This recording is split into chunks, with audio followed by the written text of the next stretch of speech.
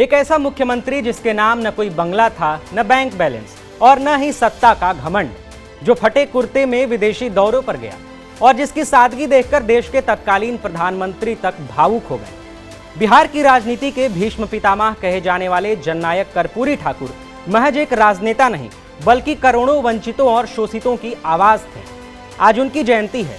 24 जनवरी 1924 को समस्तीपुर के पितौंझिया गांव में जन्मा यह साधारण बालक आगे चलकर सत्ता के सिंहासन से सामाजिक क्रांति का नेतृत्व करने वाला नेता बना। अपनी विचारधारा को इसने मजबूत तरीके से स्थापित किया, जिसे आज बिहार सहित देश के कई नेता साथ लेकर चलते हैं। नमस्कार, मैं हूं सिद्धार्थ मौर्य और आप देख रहे हैं टीवी 9।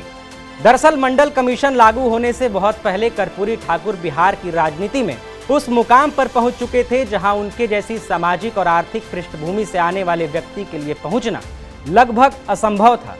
वे बिहार के 2 बार मुख्यमंत्री, 1 बार उप मुख्यमंत्री और दशकों तक विधायक तथा विपक्ष के नेता रहे। 1952 में पहली बार विधानसभा का चुनाव जीतने के बाद उन्होंने कभी पीछे मुड़कर नहीं देखा और जीवन भर गरीब गुरबों की सबसे बुलंद आवाज बने रहे। कर्पूरी ठाकुर के लिए सत्ता भोग का साधन नहीं, बल्कि सामाजिक न्याय का हथियार थी। 1967 में उप मुख्यमंत्री बनते ही उन्होंने अंग्रेजी की अनिवार्यता समाप्त कर दी, जिसके कारण उनकी तीखी आलोचना भी हुई। उस दौरान में कर्पूरी डिवीजन के पास हैं कहकर छात्रों का मजाक उड़ाया जाता था, लेकिन सच्चाई यह है कि इस फैसले ने शिक्षा को आम लोगों तक पहुंचाया। मिशनरी स्कूलों में हिंदी माध्यम शुरू हुआ, गरीब बच्चों की फीस माफ हुई और बिहार देश का पहला राज्य बना जहां मैट्रिक तक मुफ्त शिक्षा लागू की गई। इसके साथ ही उन्होंने उर्दू को दूसरी राजकीय भाषा का दर्जा दिया। 1971 में मुख्यमंत्री बनने के बाद उन्होंने किसानों को बड़ी राहत देते हुए गैर लाभकारी जमीन पर लगने वाला मालगुजारी टैक्स समाप्त कर दिया। सचिवालय की लिफ्ट, जो अब तक केवल अफसरों के लिए आरक्षित थी, उसे चतुर्वर्गीय कर्मचारियों के लिए भी खोल दिया गया। आज ये फैसला भले साधारण लगे, लेकिन उस दौरान ये सामाजिक बराबरी और सम्मान का प्रतीक था।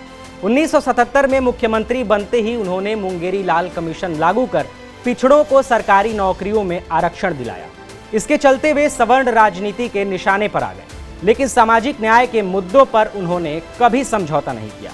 उन्होंने राज्य के सभी विभागों में हिंदी को अनिवार्य कराया और कर्मचारियों के लिए समान वेतन आयोग लागू करने वाला बिहार पहला राज्य बन गया। युवाओं को रोजगार देने के प्रति उनकी प्रतिबद्धता इतनी गहरी थी कि एक ही कैंप में 9000 से अधिक इंजीनियरों और डॉक्टरों को नौकरी दी गई, जो आज तक अपने आप में एक रिकॉर्ड है। उनकी ईमानदारी के किस्से आज भी बिहार में मिसाल के तौर पर सुनाए जाते हैं। मुख्यमंत्री रहते हुए उनके एक रिश्तेदार नौकरी की सिफारिश लेकर पहुंचे तो कर्पूरी ठाकुर ने जेब से 50 रुपए निकाल कर दिए और कहा कि अपना पुश्तैनी काम शुरू करें। कहा जाता है कि उन्होंने कभी सत्ता का इस्तेमाल निजी फायदे के लिए नहीं किया। गांव में उनके पिता के अपमान की खबर मिलने पर जिलाधिकारी कार्रवाई करने पहुंचे, लेकिन कर्पूरी ठाकुर ने यह कहकर रोक लगा दिया कि दलितों का अपमान तो हर गांव में होता है, क्या हर जगह प्रशासन भेजा जाएगा? अपने बेटे रमानाथ ठाकुर को उन्होंने पत्र लिखकर आगाह किया कि सत्ता से प्रभावित मत होना, किसी लोभ या लालच में मत आना और मेरी बदनामी मत करना। उन्होंने अपने जीवन में कभी भी अपने बेटे को राजनीतिक रूप से आगे बढ़ाने की कोशिश नहीं की।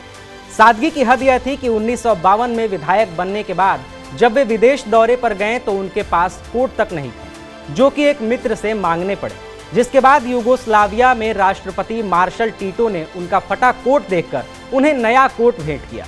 इतनी लंबी राजनीतिक यात्रा के बावजूद जब 17 फरवरी 1988 को 64 वर्ष की उम्र में उनका निधन हुआ तो उनके नाम न पटना में कोई मकान था, न गांव में 1 इंच जमीन। आज जब घोटालों और भ्रष्टाचार की खबरें आम हो चुकी हैं, तब कर्पूरी ठाकुर जैसे ईमानदार नेता किसी किदवंती से कम नहीं लगते। सत्ता में रहते हुए सत्ता से ऊपर खड़े रहने वाले इस जननायक ने बिहार की राजनीति को नई दिशा दी और करोड़ों दबे कुचले लोगों को आवाज दी, जिसे इतिहास कभी नहीं भुला पाएगा। ऐसी ही तमाम खबरों के लिए देखते रहिए टीवी 9 बिहार झारखंड। नमस्कार।